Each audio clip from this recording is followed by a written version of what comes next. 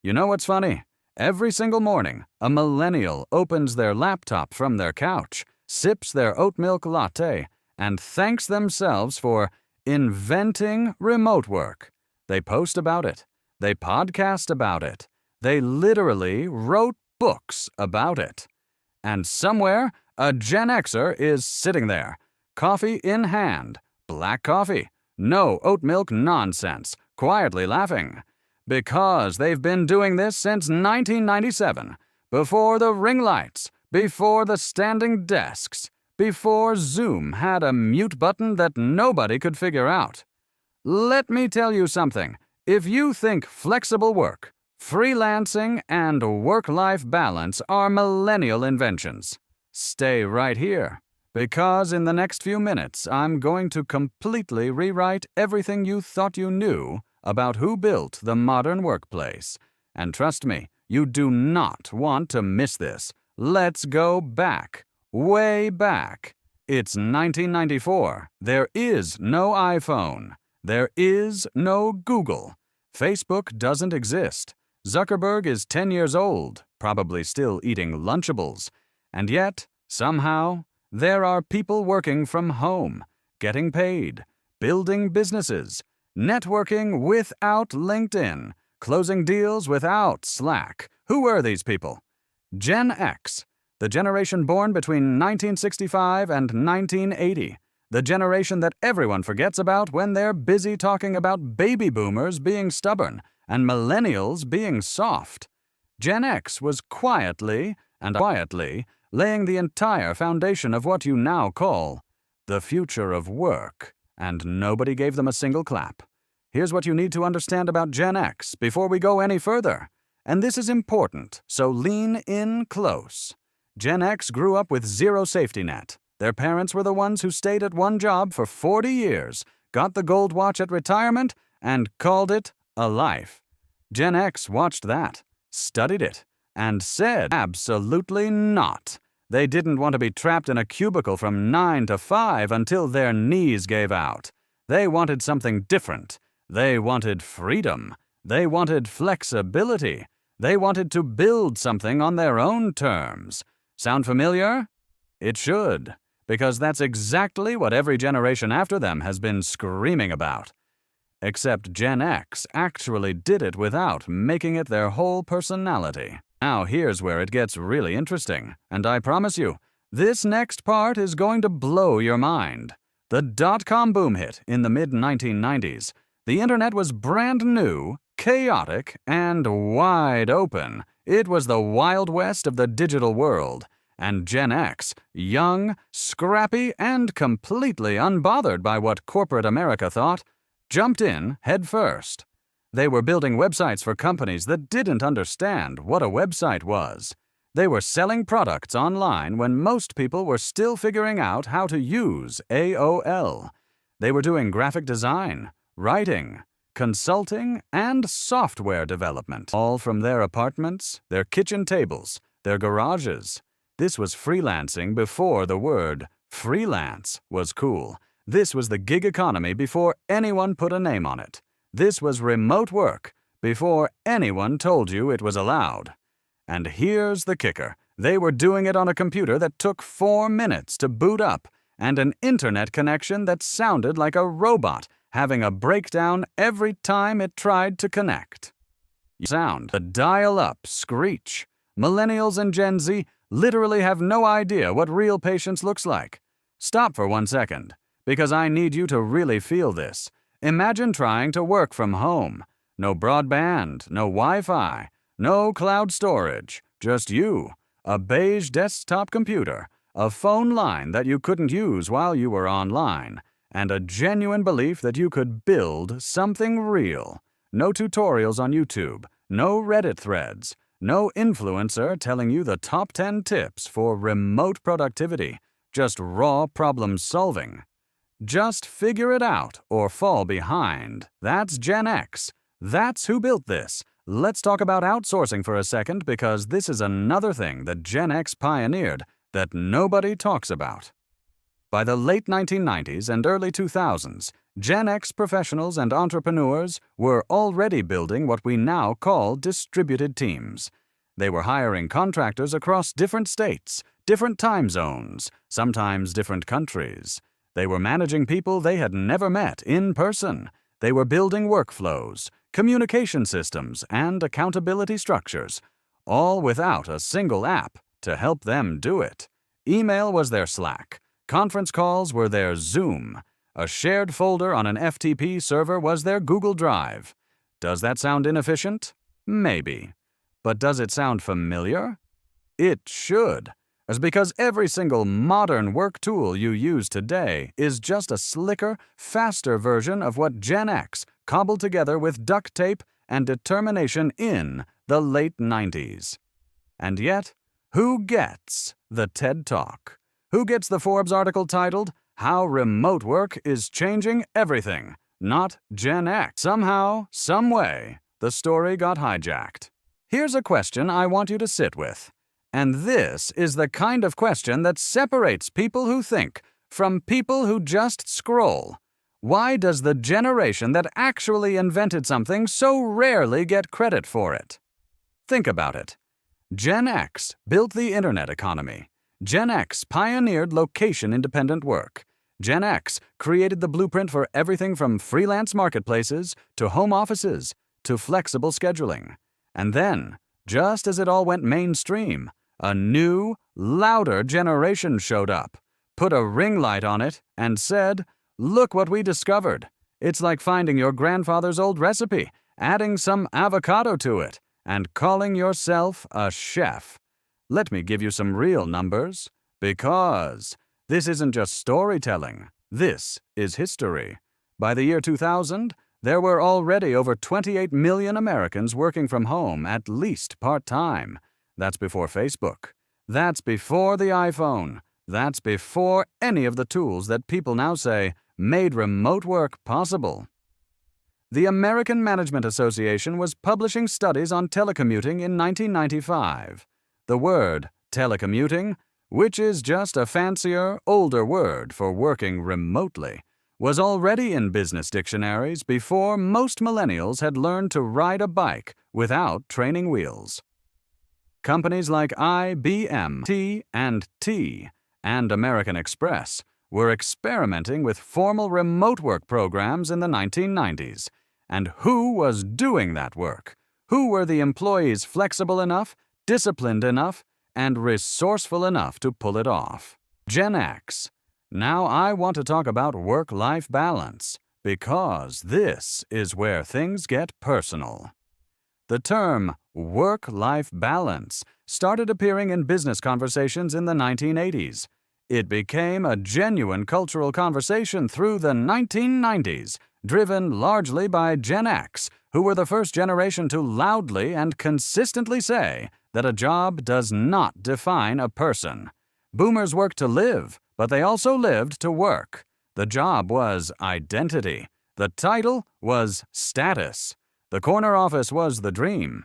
Gen X looked at that and said, with all due respect, no thank you. They wanted to coach their kids' soccer team. They wanted to be home for dinner. They wanted vacations that weren't attached to guilt. They were the first generation in significant numbers to voluntarily turn down promotions because the promotions came with too many strings attached. That's not laziness. That's wisdom. That's knowing your own value and refusing to sell it cheap. Here's something that nobody talks about, but everybody should hear. Gen X invented the side hustle too. Before it was a hashtag. Before it was a course you could buy for $300 from someone on Instagram. Before multiple income streams was a phrase people said at brunches to sound sophisticated. Gen X was running side businesses out of necessity in the 1990s because corporate downsizing was brutal. The recession of the early 90s wiped out massive amounts of stable jobs. Gen X, young, adaptable, and already comfortable with technology, pivoted without complaining about it on social media. Because social media didn't exist. They freelanced on the weekends. They consulted after hours. They built small businesses alongside their day jobs. They figured out how to make money move in multiple directions because they had already learned not to trust a single source. Sound like anyone you know? Something you've been reading about in every Future of Work article published in the last 10 years. That future was Gen X's present in 1998. Let me pause here for just a moment, because if you've made it this far into this video, you're clearly someone who actually cares about understanding history, not just the version that gets retold for likes and views. So do me a favor and stick around, because what's coming next is the part that ties all of this together in a way that's going to make you see your own work life completely differently.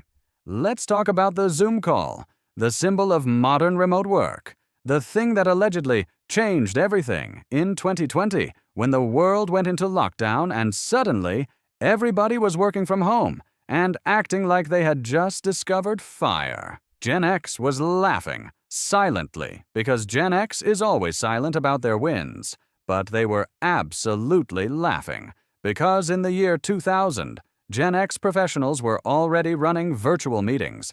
They were using WebEx. They were using early versions of video conferencing software that required a dedicated phone line, a special camera, and about 45 minutes of technical troubleshooting just to get two people on a call at the same time. It was painful, it was slow, it was expensive, and Gen X did it anyway because they understood the value of being able to work with people across distance. They didn't need a pandemic to figure that out. They figured it out because they were ahead of the curve, like always. Now here's what really gets me. And I'm going to say this with love, but I'm going to say it clearly. There is a massive cultural tendency to rewrite history in a way that fits the storyteller. And right now, in 2026, the storytellers are mostly millennials and Gen Z because they are the most online, the most vocal, and the most likely to document every single thing they do. Gen X didn't document. That's not an insult. It's just truth. Gen X built things and moved on. They didn't stop to take a photo of their home office setup. They didn't write a LinkedIn post about how they embraced flexible working before it was mainstream. They just did it quietly, effectively, without applause. And now the applause is going to the people who documented doing a version of it 20 years later. This video exists to say, we see you, Gen X. We know what you built. And it's time to reclaim the narrative. Let me tell you about a woman. I'll call her Sandra. She's a composite of about 1,000 real Gen X women I've heard about and read about over the years. Sandra graduated college in 1989. She worked in marketing for a few years, got laid off in the early 90s recession, and instead of spiraling, she started doing freelance copywriting from her apartment. By 1996, she had 3 regular clients, a fax machine, an early email account, and a schedule that she set herself. She picked up her kids from school. She worked in the evenings when the ideas flowed better. She took Fridays off in the summer because she decided that was allowed. She built her income around her life instead of building her life around her income. Nobody wrote a think piece about Sandra.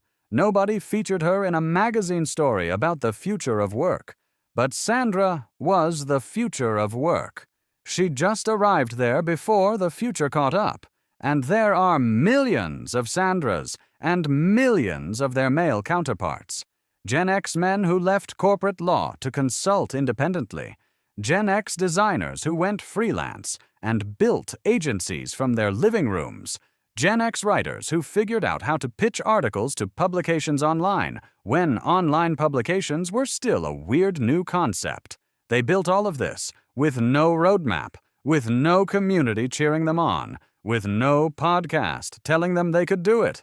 Let's talk about something that almost never gets mentioned in these conversations, and it should. Gen X also invented the remote work culture of trust before all the tracking software, before the productivity monitoring apps, before managers could see exactly when you logged in and logged out and how many keystrokes you made per hour.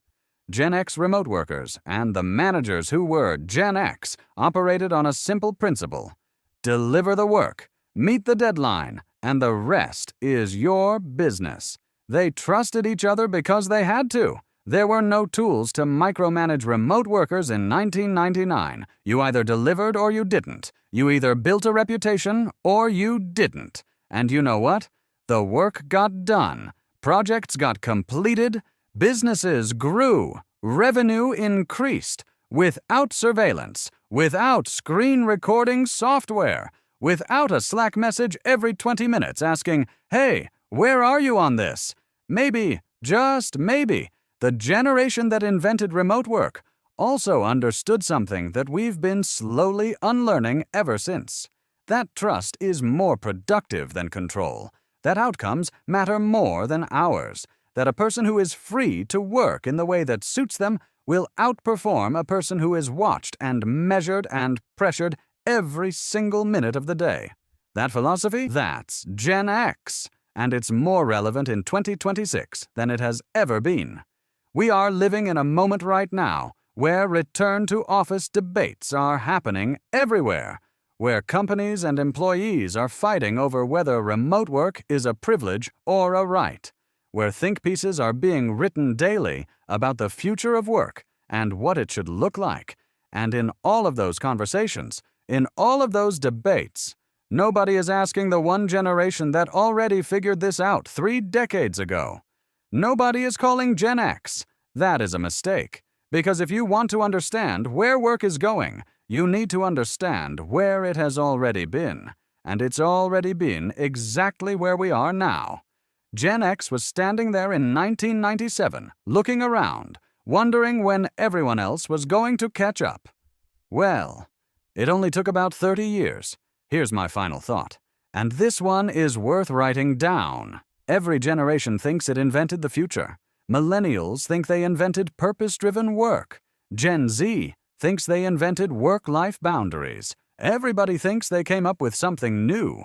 But Gen X, the generation that grew up between the analog world and the digital one, that survived recessions and corporate collapses and the complete upheaval of what a career was supposed to look like, Gen X didn't just think about a better way to work. They lived it. They built it. They proved it was possible before the tools existed to make it easy. They worked from home when home offices were just the room with the computer. They freelanced when freelancing was considered risky and unstable. They built distributed teams when the only way to manage them was through early email and sheer determination. They chose their families and their health and their freedom over corner offices and company loyalty. And they did it before it was celebrated, before it was a movement, before it was a brand. That's not a small thing. That's everything. So the next time someone talks about work-life balance like it's a new concept, smile. The next time someone acts like remote work was born in 2020, smile. The next time a generational conversation happens and Gen X gets skipped over, don't stay quiet. Because Gen X didn't just adapt to the future of work. They wrote the first draft. If this video made you think, made you nod, or made you want to send it to every Gen Xer you know, share it. Because these stories deserve to be told, and they deserve to be heard. And if you're new here, welcome. We're doing a whole series on generational psychology that is going to completely change the way you see every generation, including your own. We are just getting started, and it only gets deeper from here. Hit that subscribe button right now, not later, right now. Because the next video in this series is going to cover something that nobody in your life has ever explained to you this clearly. And if you're not subscribed, you're going to miss it, and you're going to regret it. Gen X built the world you work in. The least we can do is give them their credit. See you in the next one.